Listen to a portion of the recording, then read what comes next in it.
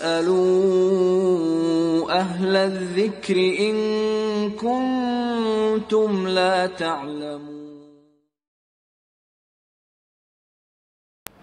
मकान गिरवी रखना कैसा है?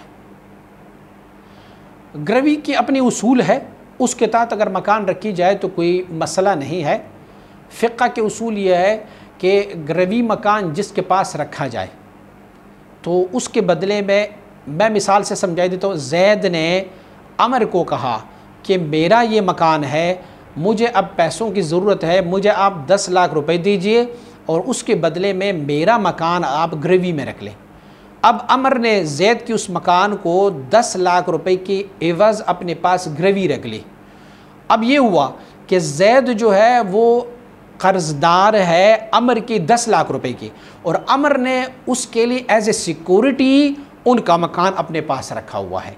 कि अगर ज़ैद मुझे अपने पैसे वापस कर देंगे तो अमर ये मकान उसे वापस कर देगा। अब उसूल शरीयत की ये है कि अमर ने जो ये मकान लिया हुआ है, ये मकान अमर बज़ात ख़ुद इस्तेमाल नहीं कर सकता,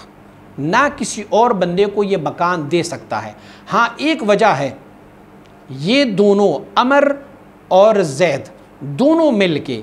इस मकान के लिए, चूँकि मालिक हकीकी इस मकान की ज़ैद है और अब मजाजी तौर पर इस मकान को उनके पास, अमर के पास गिरवी रखा गया है। अमर और ज़ैद दोनों मिल जाएं, आपस में कहें ये मकान वैसे खाली पड़ा होगा तो इस खाली मकान में बहुत सारी ख़राबियाँ आ सकती है, इसीलिए मैं ये मकान अमर तुझे दे रहा हूँ, इसकी हम एक कीमत मुकर्रर करते हैं, किराया मुकर्रर करते हैं। वो किराया या तो हर महीने अमर ज़ैद को पे करता जाएगा,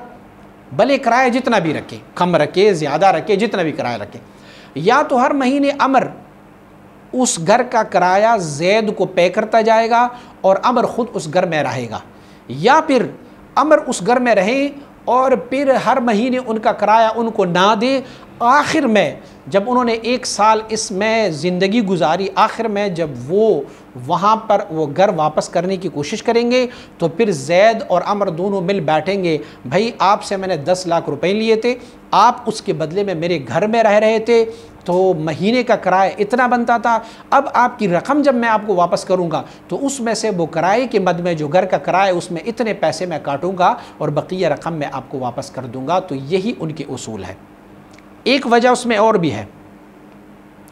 अमर कह रहा है कि मैं इस घर में नहीं रहना चाहता, मेरा अपना घर है, लेकिन यूँ करते हैं कि अगर ये घर खाली हो तो हम किसी तीसरी फरीक को ये घर किराए पर देंगे।